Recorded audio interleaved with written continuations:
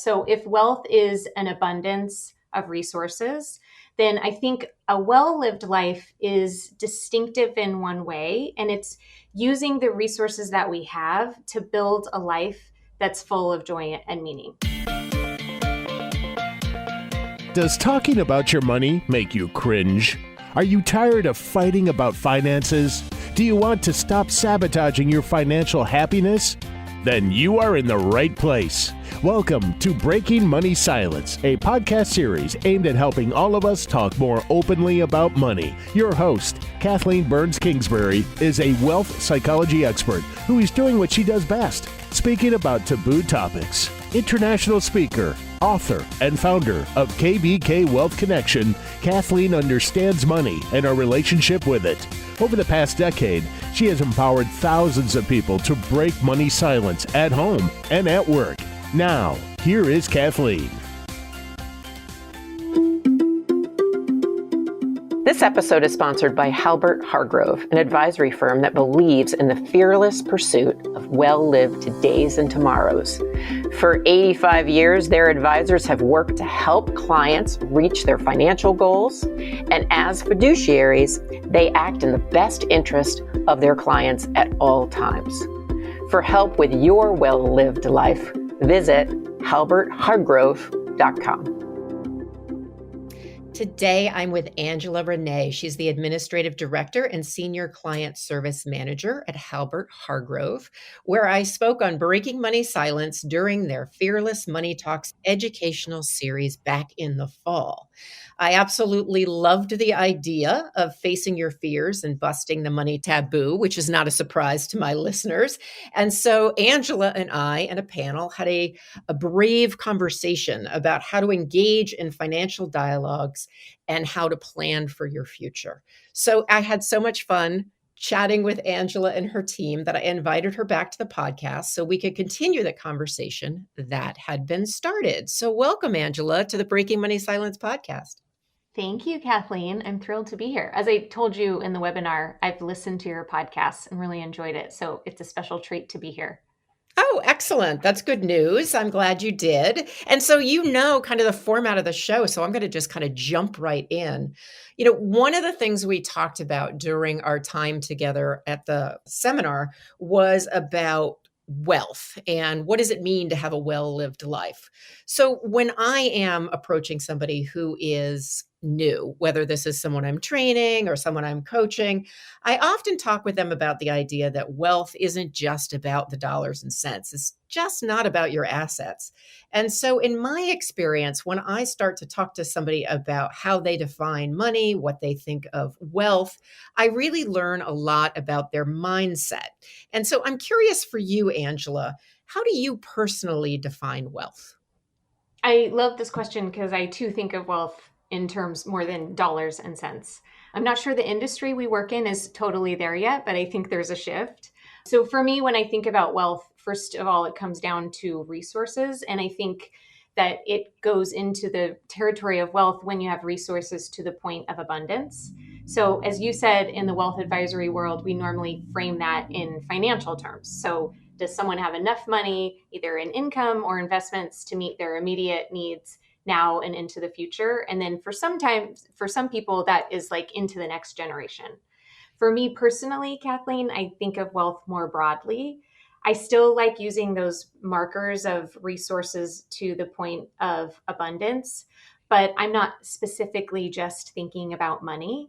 I'm not someone who's intrinsically motivated to be wealthy in the financial sense, but I have a lot of motivation and excitement and energy when I think about building wealth in other places. And again, when I say wealth, I'm using it in that specific term of having resources to abundance. So for me, that's more in my relational and creative life. And I think it's important that we define wealth more broadly because it's not as limiting. I think there are people in the world who are incredibly wealthy, even though they don't fit the traditional definition of wealth that many of us are accustomed to hearing. So when you talk about abundance, tell me a little bit more about when you're talking about abundance, what are some of the things I would see in your life or in somebody's life that would say, oh, there's abundance there? I love this question because it actually informs how my definition of wealth has changed over time. So, a little bit of my background, I grew up squarely middle class, and I really didn't think about life in terms of do I have enough resources? And that's for the simple reason that I had enough. So, it wasn't something I had to consciously think about, and that was a privilege. And then I went through a season of my life when my son was in grade school and I was re entering the workforce and I was a newly single mom.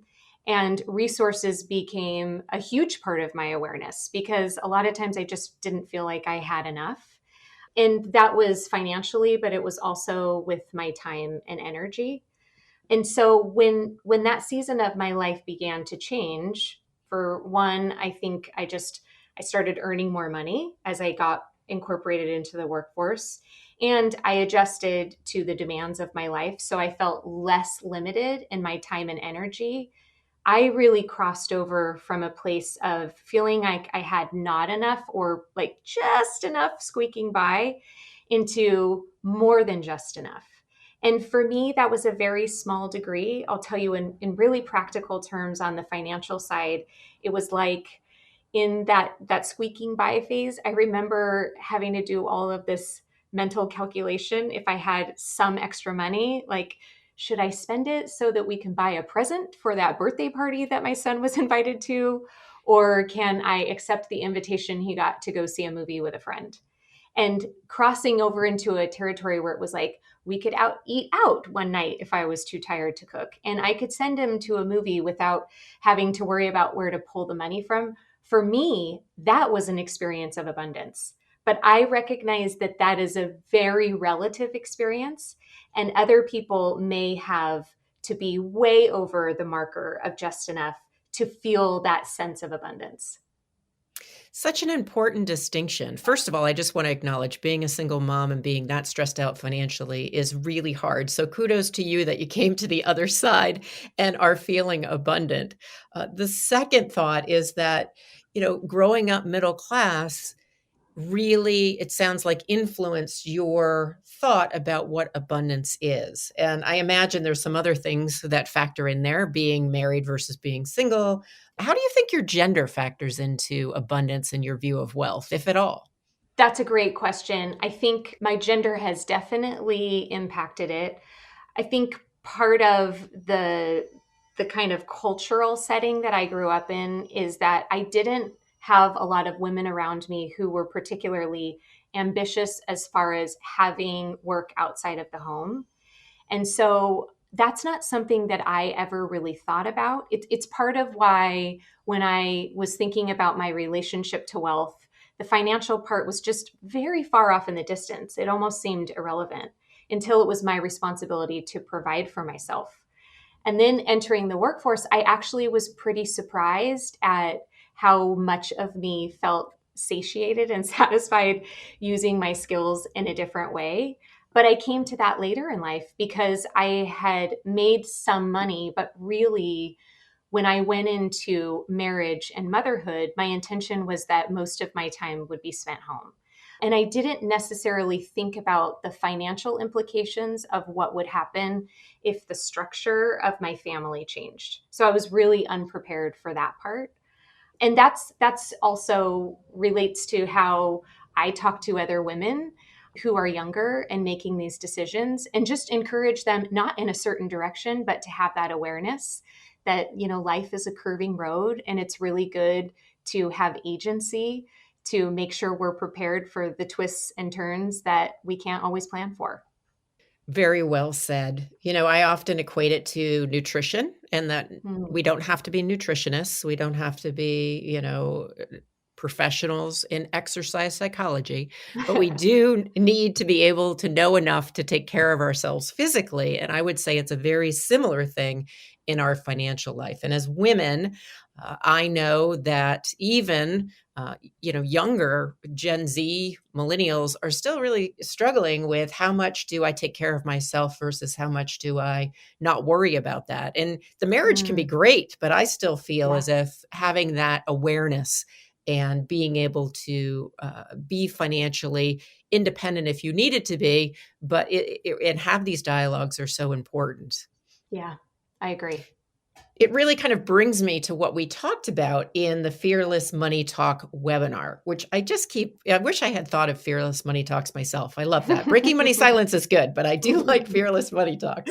And you introduced me to the idea in this particular webinar of what's called a well-lived life. So tell the listeners a little bit about what you mean by that term, and how is it similar or different than what we've just been talking about in terms of a wealthy life?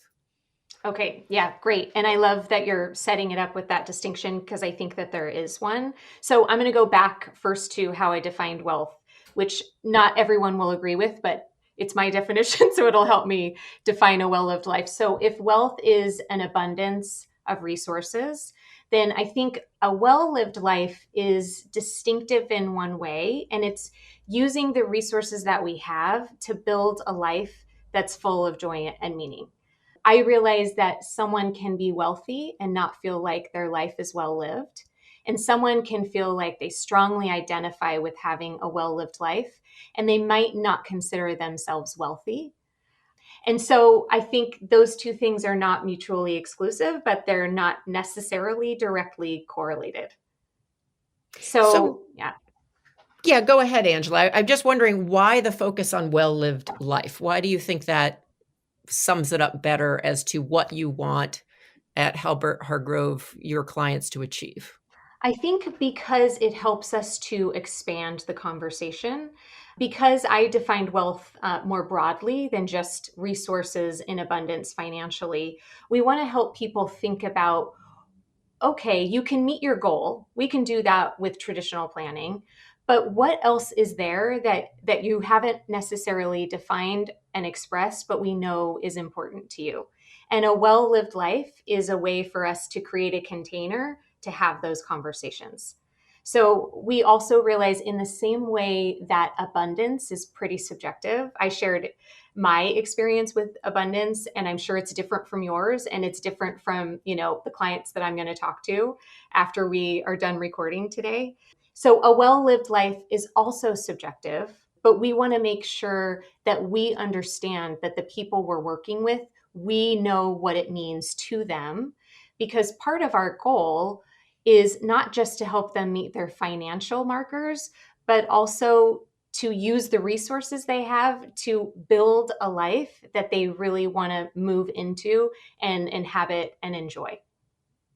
I am loving this conversation with Angela Renee. She is an administrative director and senior client services manager at Halbert Hargrove. We're going to take a quick break, and then we're going to talk about what's the difference between traditional financial planning and planning for a well-lived life. We'll be back in a minute.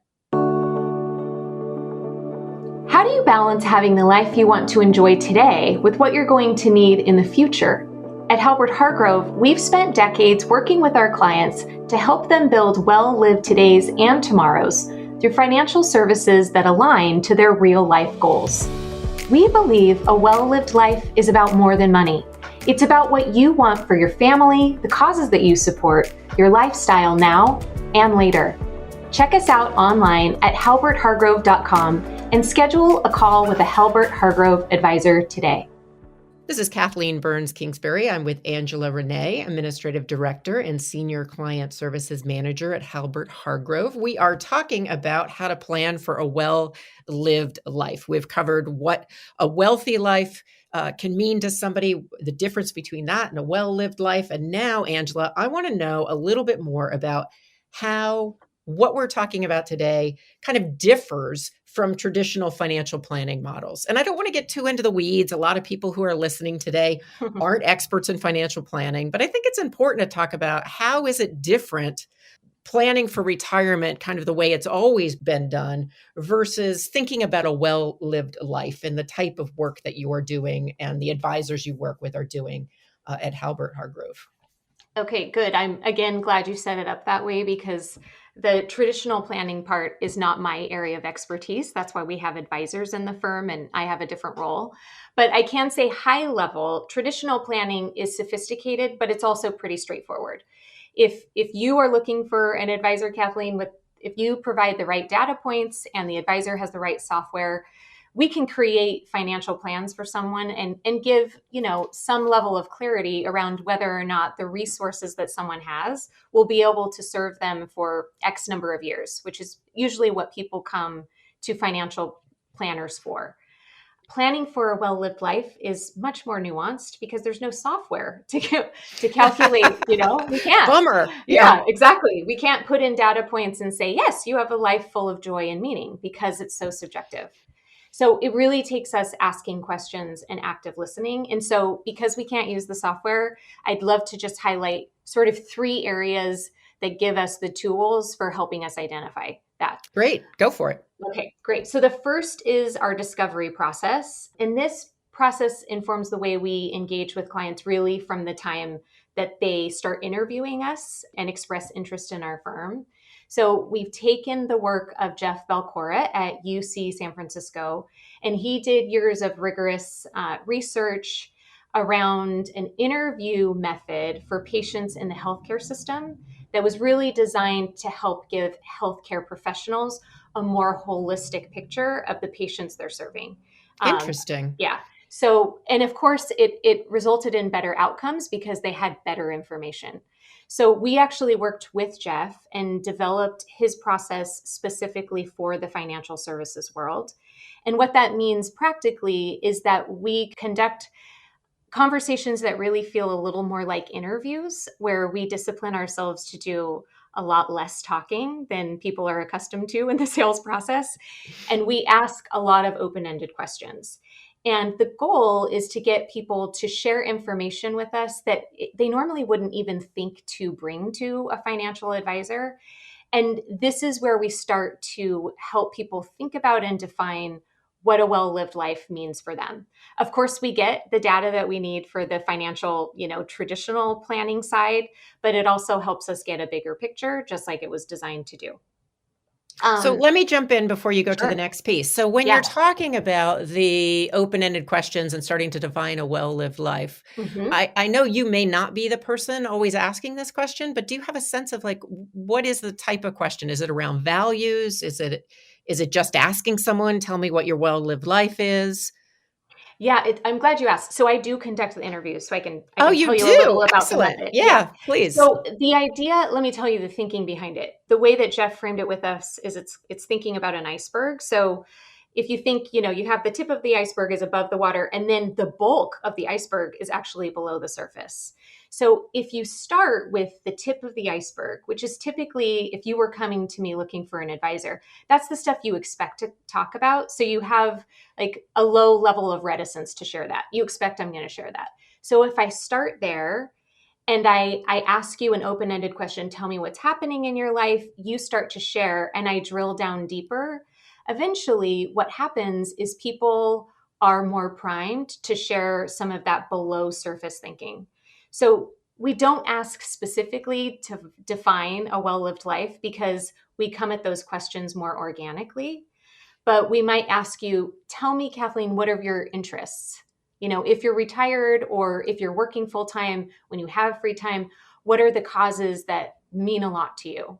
Who in your life is important to you when you think about planning into the future, not just with your money, but with your time? Those are the kinds of things. There's a structure and a framework for it, but of course, each call will have a different personality depending on who's facilitating the call and who's on the other end on the prospect side. Ooh, your job sounds fun. I would love that, Angela. Thank you for giving us those examples. That sounds really interesting way to work with clients. I agree. You'd be really good at it. And I have to tell you, it's one of my favorite parts of what I do. Awesome. Yeah. So I know that's the discovery, and I didn't mean to cut you off, but I know there's you 2 did. other pieces, correct? Yes. So the second part is once a client is engaged, either a current client or prospective clients, of course, they want to have tactical conversations about, how are we planning to invest their funds? We are financial planners at the end of the day. And so we have a framework called life phase investing that helps us both internally and in our conversations with clients give a shape and structure to the allocations that I think is outside of the traditional modeling. For people who don't know, traditionally, when you go to an advisor, they're going to look at things like your age and your tolerance to risk and market volatility, and they'll create a portfolio according to that and your goals and needs for your finances. This life phase investing takes other factors into account, and it's much more based on someone's life phase than their age. And one of the things that's built into that model is the assumption that life doesn't go neatly from point A and point B, and it's a winding road. And so people are going to go in and out of those life phases. And because we tell people from the outset that this is how we view financial planning, we're also sort of setting them up with the expectation that we want to be a part of the ongoing conversation as their life unfolds. That means big changes, little changes, and even the things that are happening again, like in the discovery process, that they wouldn't necessarily think that they should share with their financial planner. This helps us to set the groundwork so they start sharing those things with us and we have an open conversation. I could have used you when I was 18 to tell me that life was going to be an up and down. Don't I know? I finally get it now in my 50s, but cool. So that sounds really like an interesting way to set the framework. And then what's the last piece? So the last piece is something that we've developed in the last year. And this is exciting. This is something that I have been a part of as well. So 3 of us within the firm are certified facilitators for a program called Designing Your Life. And let me give you a little background, just like I did on the discovery process. So this came from 2 Stanford design professors, Bill Burnett and Dave Evans. And they were observing students feeling like they needed more guidance when they were getting ready to graduate and go into the big wide world. And so they adapted design principles for life design to help reframe the question of like, what do we want to do with our lives, and break it down into pieces of how do we just design into the next step of our lives and not have to go so far into the future. So we got to train directly with Bill Burnett to do these workshops in-house. So the 3 of us can facilitate these workshops for our employees and also do one-on-one coaching. And the thing that I love most about it is really designing your life is all about taking practical tools to give some shape to what is a well-lived life. In fact, it's based off a book that they wrote after the course was such a success. And the tagline of the book is How to Build a Well-Lived, Joyful Life. So of course, that was a natural, perfect fit for our firm. And because we're talking about this so much in-house, I feel like all of our staff and advisors, we're just better prepared to have these discussions with clients because we're doing this work ourselves. Yeah, absolutely. So we're going to put all these links in the show notes because there's a lot of different resources that you've mentioned that sound really intriguing. And I'm sure some of our listeners would want to take a look. It sounds like at Halbert Hargrove, you're having fearless conversations or money conversations a lot. Yes, we are. Fearless money conversations, that's kind of a big thing. Internally, we remind ourselves that's what we're about. We're about fearless conversations. In the 3 things that I just shared with you, I think that idea is really embedded. And I think it's not what we normally think about in the traditional planning sense. I know in the traditional sense, if you came to me with a goal that was unrealistic based on your actual financial resources, that would mean I'd have to have a fearless conversation with you. Like, Kathleen, we have to make some adjustments either to spending or expectations because I can tell from the modeling the resources aren't there to support you. So we have to reframe it. That's something I think advisors are used to doing. It's not comfortable and it's fearless, but I think what we've challenged ourselves to do is expand that a step further and go into the areas that we haven't really traditionally addressed. The stuff that we've been talking about today that is about building lives of joy and meaning. And that takes some fearlessness because it's new territory. Well, even the nuanced part. So I certainly live in the nuance with the work that I do in behavioral change and financial psychology. But I really like that it's the blend between some of the things that we know work in terms of financial planning and building in that nuance. And so I feel like there's so much more, Angela, yet again, that you and I could talk about. But I'm wondering if you can leave our audience with kind of one piece of advice, relative to what we've talked about today. Sure. And I apologize in advance. It seems sort of on the nose, but honestly, my advice is to take what you've done with me and to turn it on the audience and to ask the audience, what does wealth mean to you? You don't have to define it all in the terms that I did, but what does wealth mean to you? What is your relationship with wealth? And then secondly, what is a well-lived life? What does that mean for you? And I encourage you, listener, in whatever way you can get to clarity on that, whether it's writing or if it's maybe having this conversation with a friend, turning the question on them and asking them to then turn it back on you. Doing that, going through the process of defining those things is an important step, because as you do that, it will also shape the how of getting there. So start there and see what you discover. Well, I love that, because that's the essence of breaking money silence, Angela. So I love that tip. And I encourage everybody listening in to do that work. If you need some support, you know that Angela and her team are out there. I certainly do money coaching and money psychology work if you're interested in that. But Angela, tell me how people can find out more about you and the interesting work that your firm's up to. Yes, you can find us online, of course, at either halberthargrove.com, or abbreviated, you can go to hhga.com. That's short for Halbert Hargrove Global Advisors. And you can also find me on LinkedIn. Awesome, Angela. So it has been so much fun to break money silence with you again. And I am sure this is not our last conversation, but thank you for joining us today. Oh, thank you. Such a pleasure, as always, Kathleen.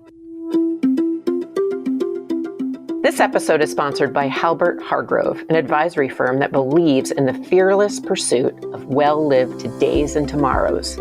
For 85 years, their advisors have worked to help clients reach their financial goals, and as fiduciaries, they act in the best interest of their clients at all times. For help with your well-lived life, visit halberthargrove.com. Thank you for listening to Breaking Money Silence, hosted by Kathleen Burns Kingsbury, a wealth psychology expert, author, and founder of KBK Wealth Connection. If you like what you heard today, be sure to subscribe on iTunes or your favorite podcast app and leave a review. Also, share this episode with your friends and family. It is a great way to get the conversation started. For more money talk tips and information, or to hire Kathleen to speak at your next event, go to www.breakingmoneysilence.com.